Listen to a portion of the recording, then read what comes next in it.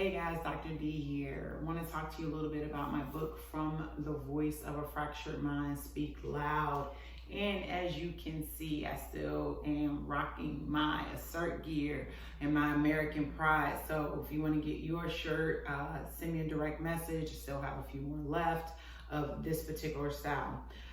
So while I was doing my dissertation at school, working on my PhD, I learned a lot about self-concealment, and I also learned a lot about myself. I learned a lot about how individuals hide things. They hide who they are within. And when they do, research shows that based on Sidney Girard, who was a mental health professional back in the 70s, as well as Pennebaker. He was also a mental health professional, doctor as well. And they studied that Sidney Girard said, listen, based on research, I noticed that when therapists share things about themselves, then their clients will share things, because there's this view that individuals come into a doctor's office and they feel like the doctor has this hierarchy and that they're not the same.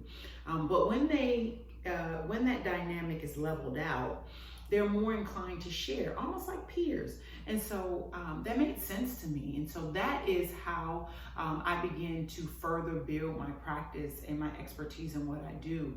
So when clients come in to talk to me, I disclose a lot of information about myself that relates to the situation that they may have and how I have been able to overcome those situations myself. And it makes it easier for them to understand, one, that they're not alone. Two, that it's okay to be who you are and feel what it is that you feel.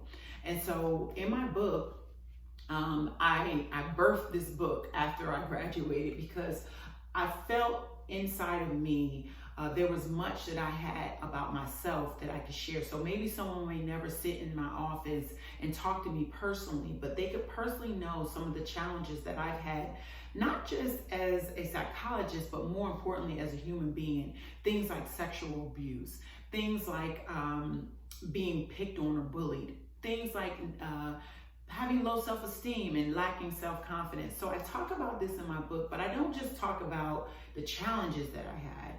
I talk about how I overcame those challenges and give a systematic way to overcome beliefs and thoughts, as well as behaviors that inhibit us, and so that you can have a better quality of life.